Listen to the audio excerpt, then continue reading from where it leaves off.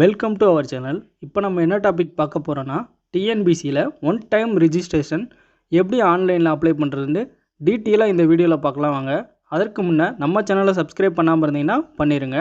அதாவது டிஎன்பிசியில் நீங்கள் எந்த ஒரு எக்ஸாம் அட்டன் பண்ணணும்னு நினச்சாலும் ஓடிஆர் என்பது கட்டாயமாகும். இந்த ஓடிஆர் மூலம் எஸ்சி எஸ்டி ஆதரவற்ற விதவைகள் டிசபிலிட்டி என்ன ஒரு எக்ஸாம் அட்டன் பண்ணணும்னு நினச்சாலும் ஃப்ரீயாக அப்ளை பண்ணிக்கலாம்.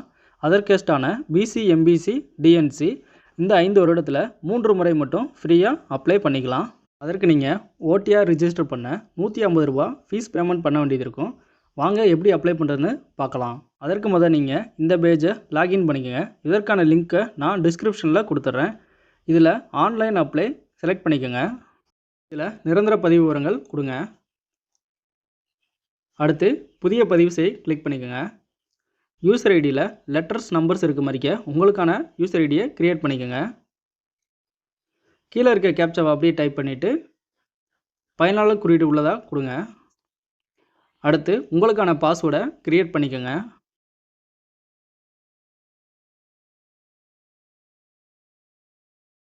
அடுத்து உங்களோட இமெயில் கொடுத்துக்குங்க.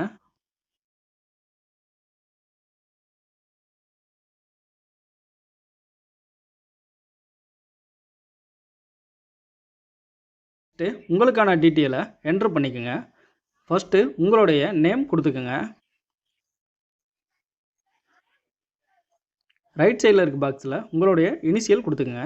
நெக்ஸ்ட்டு உங்களுடைய மொபைல் நம்பரை அப்படியே டைப் பண்ணிவிட்டு சென்ட் ஓடிபி கொடுங்க. இதில் நீங்கள் கொடுத்த மொபைல் நம்பருக்கு ஓடிபி சென்ட் பண்ணியிருப்பாங்க. அதை பார்த்து அப்படியே டைப் பண்ணிவிட்டு சப்மிட் கொடுங்க. அடுத்து உங்களுடைய ஃபாதர் நேம் என்டர் பண்ணிக்கோங்க.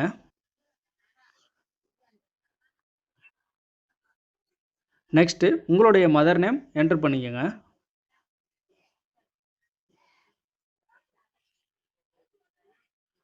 தந்தையார் பிறந்த மாவட்டத்தை கொடுத்துக்குங்க. நெக்ஸ்ட்டு உங்களுடைய பூர்வீக மாவட்டத்தையும் கொடுத்துக்குங்க.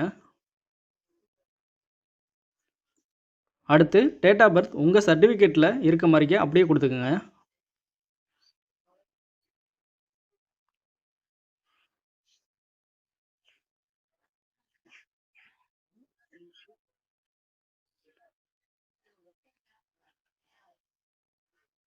அடுத்து கன்ஃபார்ம் பண்ணிக்கோங்க.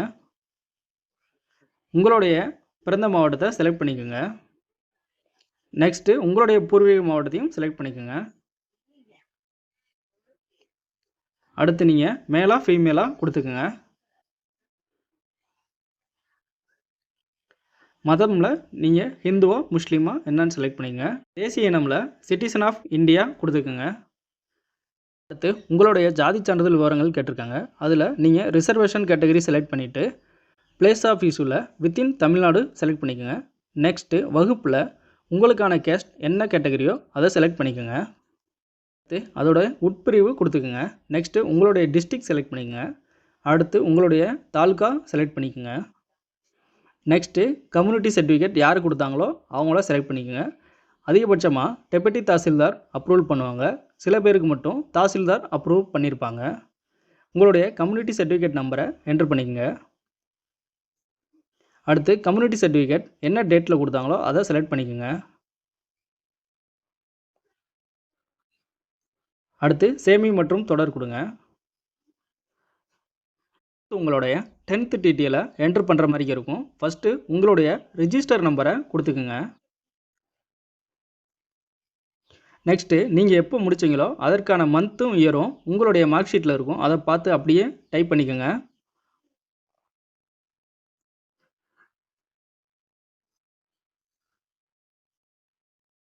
அடுத்து உங்கள் மார்க் ஷீட்டில் இருக்க மாதிரிக்கவே உங்களுடைய டேட் ஆஃப் பர்த் கொடுங்க.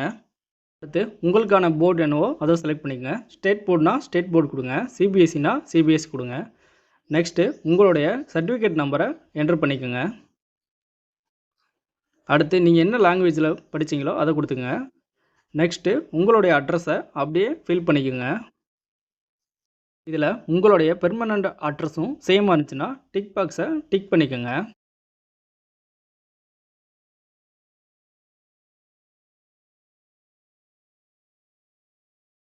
டிக் பண்ணிவிட்டு சேமி மற்றும் தொடர் கொடுங்க. இல்லை உங்களுடைய ஃபோட்டோ அப்லோட் பண்ணுங்கள். ஃபோட்டோவில் உங்கள் நேம் என்ன டேட்டில் இந்த ஃபோட்டோ எடுத்ததுன்னு அப்டேட் பண்ணி அப்லோட் பண்ணணும். இதில் ஏதாச்சும் சந்தேகங்கள் இருந்தால் கமெண்ட் பாக்ஸில் தெரிவிங்க. நெக்ஸ்ட்டு உங்களுடைய சிக்னேச்சரை அப்லோட் பண்ணிக்கோங்க. அப்லோட் பண்ணிவிட்டு சேமி மற்றும் தொடர் கொடுங்க. இதில் உங்களுக்கான டீட்டெயில் கரெக்டாக இருக்கான்னு செக் பண்ணிவிட்டு கீழே இருக்க அக்ரி பாக்ஸை டிக் பண்ணிவிட்டு அகைன் சேமி மற்றும் தொடர் கொடுங்க. நீங்கள் பேமெண்ட் பண்ணுற பேஜ் ஓப்பன் ஆகும். அதில் கீழே வந்தீங்கன்னா கட்டணம் செலுத்தவும் கிளிக் பண்ணுங்கள். ஓடிஆர் ரிஜிஸ்ட்ரேஷன் ஃபீஸை 150 ரூபாயை ஆன்லைனில் பெய்டு பண்ணிடுங்க. அடுத்து நீங்கள் க்ரியேட் பண்ண யூசர் ஐடி பாஸ்வேர்டை வச்சு நீங்கள் என்ன எக்ஸாம் வேண்டாலும் அப்ளை பண்ணிக்கலாம். இந்த வீடியோவை கடைசி வரைக்கும் பார்த்த 10 நபர்களுக்கு எந்த ஒரு சர்வீஸ் ஃபீஸ் இல்லாமல் அப்ளை பண்ணித்தரோம். கமெண்ட் பண்ணுங்கள். தேங்க்யூ.